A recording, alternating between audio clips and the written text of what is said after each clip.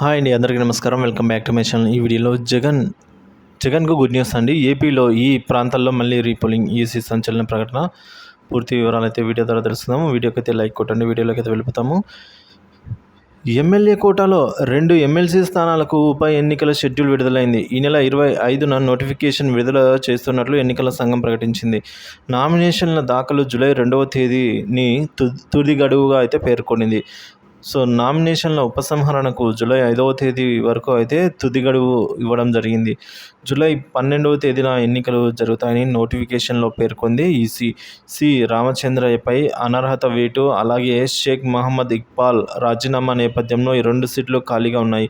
2021లో YCP టికెట్పై ఎమ్మెల్సీగా గెలిచి ఈ ఏడాది మార్చిలో తెలుగుదేశం పార్టీలోకి ఫిరాయించినందుకు గాను ఆయనపై అనర్హత వేటు పడింది. వైసీపీ నుంచి గెలిచిన ఇక్బాల్ ఆ పార్టీకి రాజీనామా చేసి ఏప్రిల్లో టీడీపీలో చేరారు. అనంతరం ఎమ్మెల్సీ పదవికి రాజీనామా చేశారు.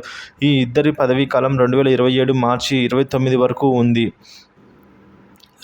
ఈ 2 ఎమ్మెల్సీ స్థానాలకు ఉప ఎన్నికలకు సంబంధించి జూలై 12న అయితే పోలింగ్ జరగనుంది.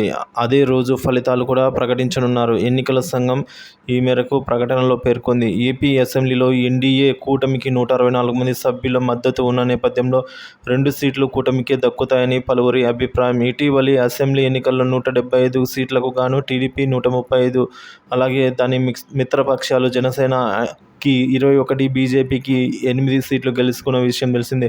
వైసీపీ కేవలం 11 స్థానాలకు పరిమితమైంది. వైసీపీ రెబల్ ఎమ్మెల్సీ వంశీకృష్ణ యాదవ్ పైన అనర్హత వేటు పడింది. ఆయన స్థానిక సంస్థల ఎమ్మెల్సీగా ఉన్నారు. ఆ స్థానానికి త్వరలో పోలింగ్ తేదీని ప్రకటించనున్నారు.